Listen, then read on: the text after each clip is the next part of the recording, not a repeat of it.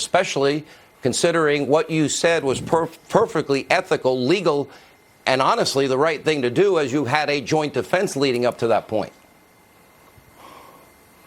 Well, I had an obligation as counsel to the president to find out what was going on, and I'm so glad Judge Sullivan ordered the transcript, because we now know the truth, and we also know that this entire report by Mueller is a fraud, and we're going to find more of these things. Isn't it ironic that this man who kept indicting and prosecuting people for process crimes committed a false statement in his own report? By taking out half my words, they changed the the tenor, and the contents of that conversation with Robert Kellner. And it's an outrage, and there's probably more of it.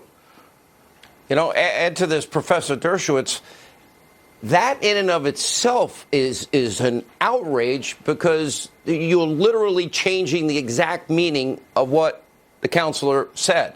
Number one. Number two, how embarrassing for Mueller last week to say, oh, I couldn't indict on obstruction because of a Department of Justice rule that doesn't allow or questions the ability of him to make a determination as it relates to whether you can or cannot indict a sitting president. And then you look at the team that he put around him with Andrew Weissman and company, all chronicled in Sidney Powell's License to Lie. And, Professor, you care about civil liberties. I care about civil liberties. Every American needs to be concerned in all this. This is a very, very serious issue. The distortion of the Dowd quote is very serious, especially since, remember, that a report by a special counsel is always going to be one-sided. Therefore, you have to trust it, because the other side doesn't have a chance to look at it and show what's wrong with it the way it would in an adversarial situation.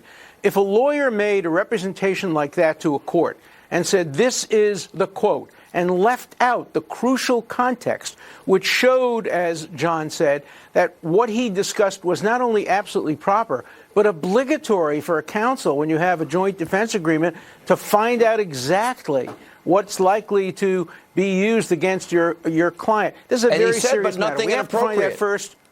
Nothing inappropriate. We have to find out first who wrote that paragraph. Who wrote